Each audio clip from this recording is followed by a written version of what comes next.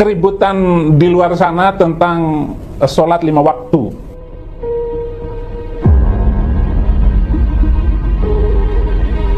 Bahwa memang sholat 5 waktu itu tidak ada satu ayat Al-Quran pun mengatakan ada sholat 5 waktu.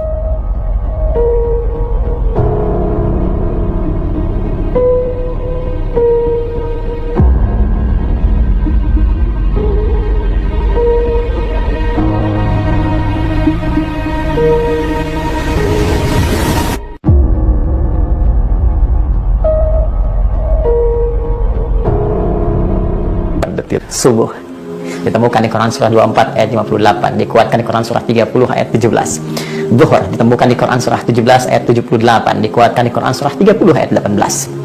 Asar ditemukan di Quran surah 50 ayat 39, dikuatkan di Quran surah 30 ayat 18. Maghrib ditemukan di Quran surah 11 ayat 114, Hud ayat 114, dikuatkan di Quran surah 30 ayat ke-17. Dan Isya disebut dengan namanya di Quran surah ke-24 An-Nur di ayat ke-58. Disinilah indahnya kita temukan Al-Quran memberikan satu gambaran penjelasan dengan sangat utuh, bahkan terperinci waktu sholat di dalam Al-Quran. Pertama, Allah Subhanahu wa Ta'ala menerangkan kepada kita, bukan hanya memerintahkan sebagai pembuktian iman, tapi menjelaskan kepada kita tentang waktu sholat secara jelas dan ketetapannya. Di Quran surah ke-4 An-Nisa di ayat yang ke-103, Allah berfirman, فَإِذَا قَضَيْتُمُ الصَّلَاةَ فَاذْكُرُوا اللَّهَ قِيَامًا وَقُعُودًا وَعَلَى جُنُوبِكُمْ فَإِذَا اطْمَأْنَنْتُمْ فَأَقِيمُوا الصَّلَاةَ. Perhatikan kalimatnya, Inna salata kanat 'alal mu'minina kitaban mawquta. Perhatikan ujung ayatnya, Inna salata, sungguh salat itu, 'alal mu'minina, bagi setiap insan yang beriman, kitaban mawquta, telah ditetapkan dengan jelas ketentuan waktunya.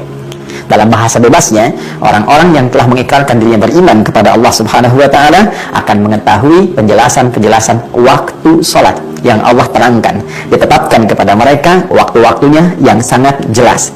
Jadi bukan sekedar Allah meminta kepada kita untuk membuktikan keimanannya lewat sholat, tapi kata Allah, saya tegaskan, saya terangkan pula kepada kalian waktu-waktu kapan kalian menunaikan sholat itu.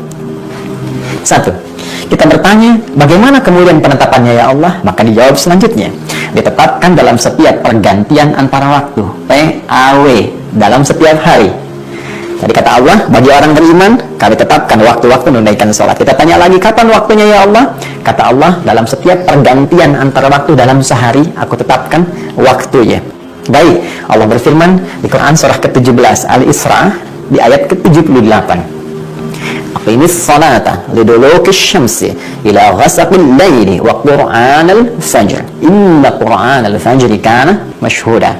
Ketika engkau bertanya kapan waktu menunaikannya, kata Allah, aqimis salata, tunaikanlah salat yang dimaksudkan itu, ya, lidulukis syamsi, mulai matahari tergelincir, mulai muncul siang, sudah mulai sedikit condong ke arah barat, berada di tengah-tengah, mulai condong sedikit, kata Nabi bayangannya dari tongkat itu, ya, mulai sama dengan tongkatnya dan mulai sedikit turun, ya, mulai sedikit bergeser.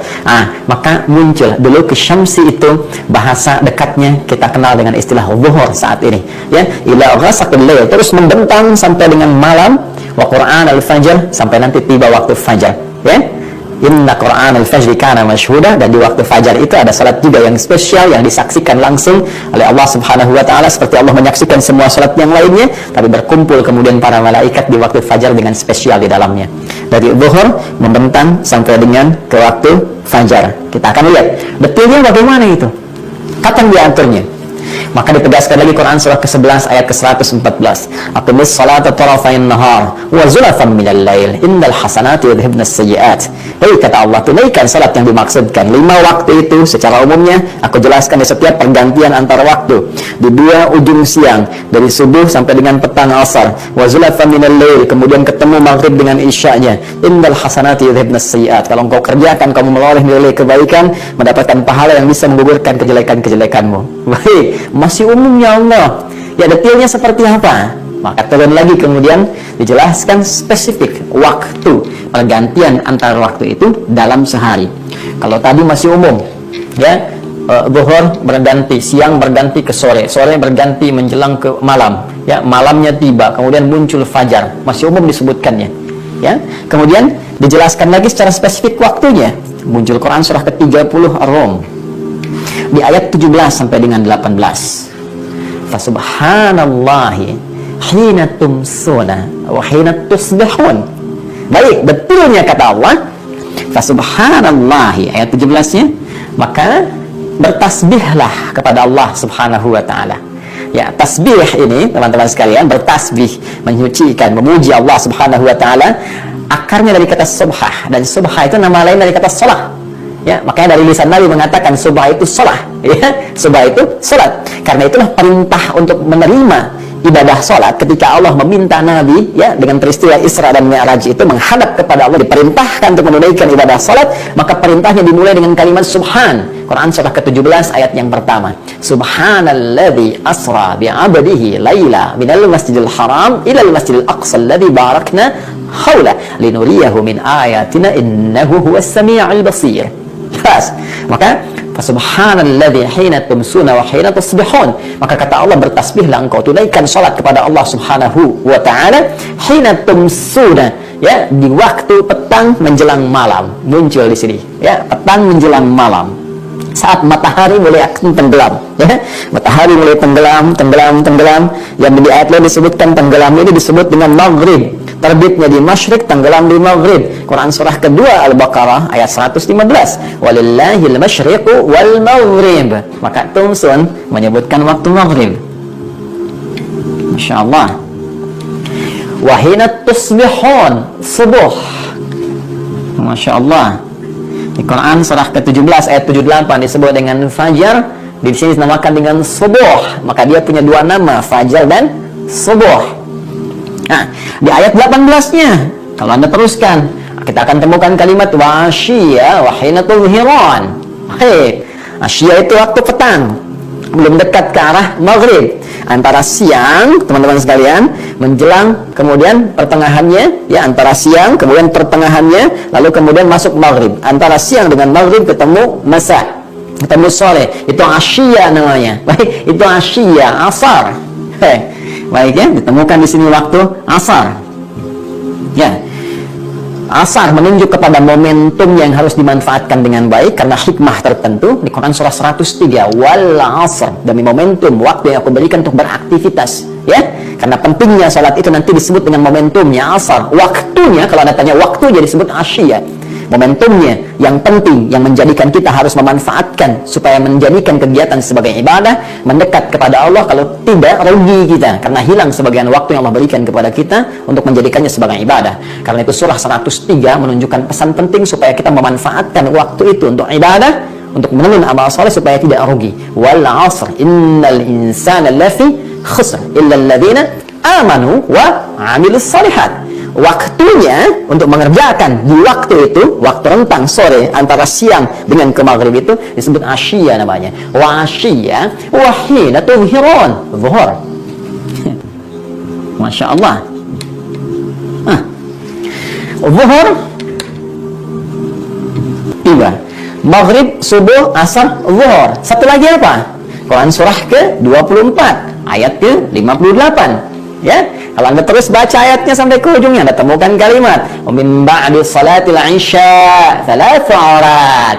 Dan setelah engkau menunaikan salat isya itu, minta izin, ya, kepada ayah ibu, minta izin kepada ahli rumah. Kalau ingin masuk ke kamar, ketok pintu dulu di 3 waktu yang paling utama. Dan waktu kemudian sebelum subuh, teman-teman sekalian, waktu kemudian dalam suasana siang setelah beraktivitas mungkin sedang ganti pakaian, dan juga waktu setelah menunaikan salat isya. Min ba'di salatil isya, isya disebutkan. Baik. Jadi 3 pergantian waktu ini, ya. PAW, pergantian antar waktu.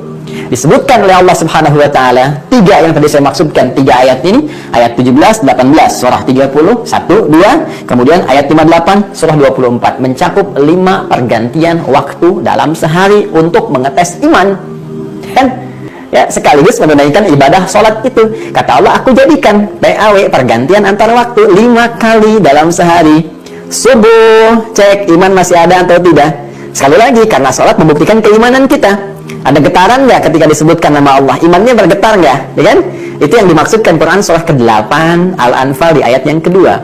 Innamal mu'minuna alladzina idza dzukirallahu wajilat qulubuhum wa idza tuliyat 'alaihim ayatuhu zadatuhum imana wa 'ala rabbihim yatawakkalun. Sungguh insan beriman yang sejati itu bisa dicek imannya. Di antaranya jika disebutkan nama Allah, maka ada getaran dalam hatinya. Maka panggilan menunaikan ibadah sholat itu didahului dengan kata Allah. Bukankah kita dengar panggilannya dengan kalimat Allahu Akbar, Allahu Akbar, ya kan? Sampai kita temukan kalimat Hayya 'alas shalah, dibukanya dengan apa? Allah, Allahu Akbar.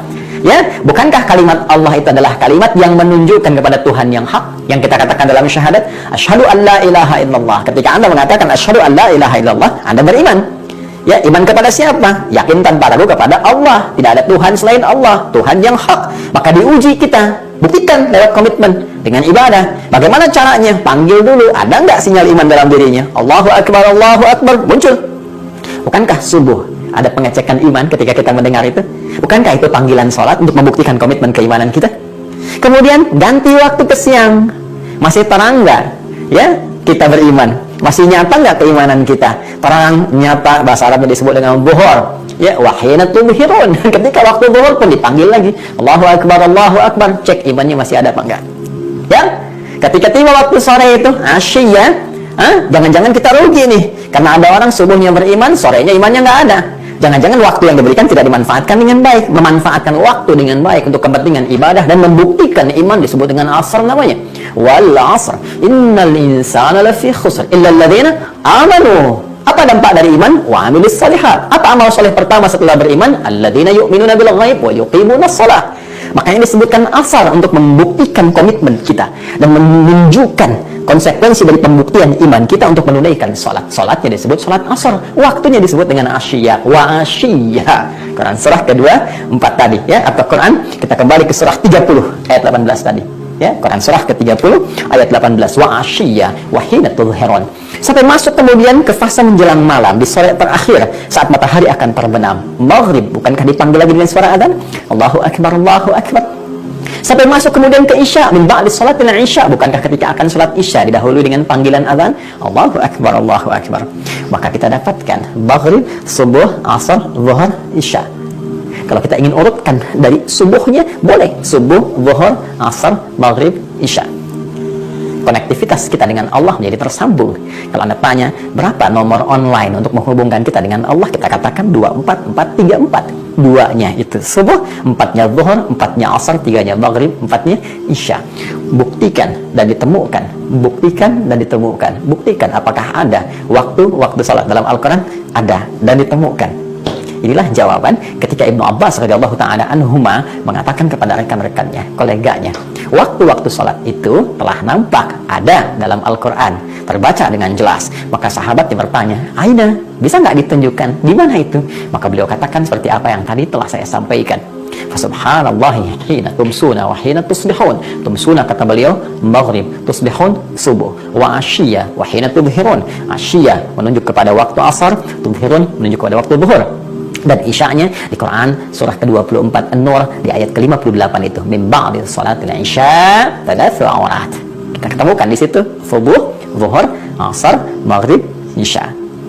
Jadi kalau Anda ingin detilkan lagi, kita temukan detilnya. Subuh ditemukan di Quran surah 24 ayat 58, dikuatkan di Quran surah 30 ayat 17. Zuhur ditemukan di Quran surah 17 ayat 78, dikuatkan di Quran surah 30 ayat 18. Asar ditemukan di Quran surah 50 ayat 39, dikuatkan di Quran surah 30 ayat 18. Maghrib ditemukan di Quran surah 11 ayat 114, Hud ayat 114, dikuatkan di Quran surah 30 ayat ke-17. Dan Isya disebut dengan namanya di Quran surah ke-24 An-Nur di ayat ke-58. Jadi kalau Anda bertanya, apakah waktu-waktu sholat itu ada di dalam Al-Quran? Maka jawabannya bukan hanya ada, tapi jelas, terang, dan sangat detail. Saking terang, jelas, dan detailnya, Allah meminta kita menjaga waktu-waktu sholat itu dengan komitmen menunaikan sholat yang dimaksudkan. Maka turunlah Quran surah ke-2 Al-Baqarah ayat 238. Allah berfirman, Hafidhu ala salawati was salatil wusta wa qumu lillahi qanitin. Maka bila engkau telah mengetahui waktunya terang dan jelas, jaga, saling menjaga untuk mengingatkan waktu-waktu sholat itu, dan tunaikanlah sholat itu dengan keadaan yang paling khusyuk, terlebih sholat-sholat pertengahan.